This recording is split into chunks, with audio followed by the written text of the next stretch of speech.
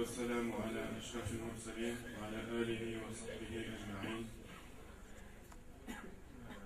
Je vais essayer de faire court. Donc, je suis votre frère converti à l'islam depuis quelques années.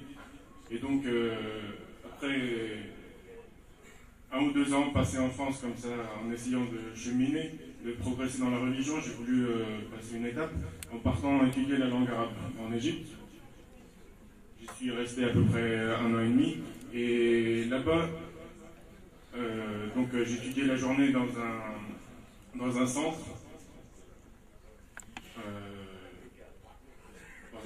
Oui, pour spécial pour étudier la langue arabe. Et le matin, j'allais dans une mosquée pour essayer de mémoriser ce que je pouvais du Coran. Cette mosquée, c'était pas n'importe quelle mosquée, c'était la mosquée de Sayyidina al-Hussein, qui était... en fait, j'y allais au départ parce que c'était la seule mosquée dans le coin où j'habitais qui est restée ouverte après le Fajr. Et donc, voilà, j'avais pris l'habitude d'y aller tous les jours. Et j'ai rencontré une vieille dame qui était là tous les matins, même tôt le matin des fois, vers 3 heures des fois, par exemple en été, et qui se chargeait de passer le balai devant la porte, avant l'arrivée des gens pour la prière. Donc on parlait, et on a sympathisé comme ça au fil des jours. Et un beau jour, elle m'a demandé si je visitais le maqam de Sayyidina Hussein. Et je lui ai répondu que oui, j'avais dû y aller 1 ou 2 fois. Et là, elle a commencé à s'énerver. Elle dit comment c'est possible, par contre c'est wajib pour toi, c'est obligatoire d'aller le visiter tous les jours. Et je suis rentré chez moi, je me suis dit, elle exagère un peu, dire obligatoire à ce moment-là. Et en fait, en y pensant bien, j'ai compris qu'elle avait exactement raison. Et que j'étais certainement le roi des imbéciles. Et donc à partir de ce jour-là, j'ai commencé à visiter donc, son maqam et à demander devant sa tombe tous les jours pendant à peu près 1 an de la guider vers la personne, c'est-à-dire un chef, ce que je n'avais pas trouvé jusque-là, un chef qui m'enseignerait ce qui me serait utile dans la tombe et dans l'au-delà. C'est-à-dire un chef qui va au-delà des protocoles et des trucs qui sont des choses apparentes, qui vraiment inutiles, oui, si on peut dire. Et donc voilà, pendant 1 an, j'étais comme ça en faisant donc, des doigts répétés. Et donc après 1 an et demi passé en Égypte, ayant atteint un niveau très faible, mais que j'ai jugé suffisant pour pouvoir continuer ce que je voulais faire, j'ai décidé donc d'aller au Maroc, parce que j'avais entendu que là-bas il y avait des écoles spécialisées dans la mémorisation du Coran. C'était mon objectif numéro 1 à remplir avant le soir jusqu'à après l'Aïcha. Mais il y avait toujours un manque. Et ce manque, il me faisait...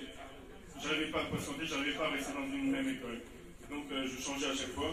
J'étais vraiment désespéré de trouver vraiment ce que je demandais, ce que je cherchais depuis si longtemps. Jusqu'à ce que je croise le chemin sur Internet d'un frère que je remercie et que je ne saurais jamais remercier comme il faut parce que réellement je lui dois plus que la vie. Ce frère qui donc m'a donné juste simplement un lien Internet, le lien de la tariqa. J'ai regardé et j'ai vu la photo de Seydi Cheikh et tout de suite j'ai su, voilà, c'est lui, c'est ce que je demande. J'ai pris, donc je me suis organisé, je suis venu et vraiment j'ai trouvé ce qui dépassait de loin toutes mes espérances. Il m'a fait rentrer donc, dans la Kholoa, une pièce sombre dès le premier jour pour la débat. Et en touchant sa main, effectivement, donc, comme l'ont témoigné tous les autres avant moi, et ils sont des centaines, c'est-à-dire que voilà, le mensonge à ce stade-là n'est plus concevable pour quelqu'un ayant un minimum d'intelligence. Donc voilà, je suis rentré dans cette pièce sombre et j'ai vu la lumière effectivement. Et subhanallah, et je ne savais même pas que ça pouvait exister des choses comme ça. Et donc petit à petit, voilà, en progressant, avec le web et les afkars, les conseils que Saïd Chef m'a donné, cette lumière a augmenté jusqu'à ce que j'ai commencé à voir des choses,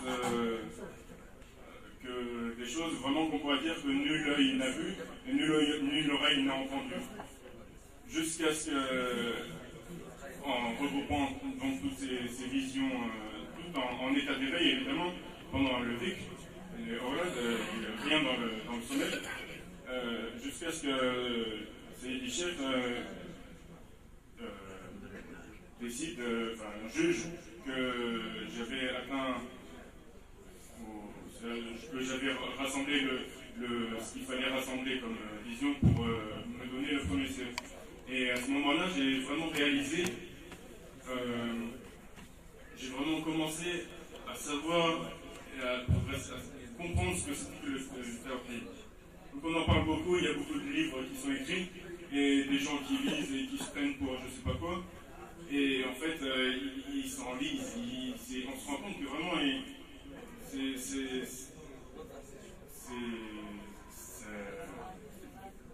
ça fige le cerveau dans des choses.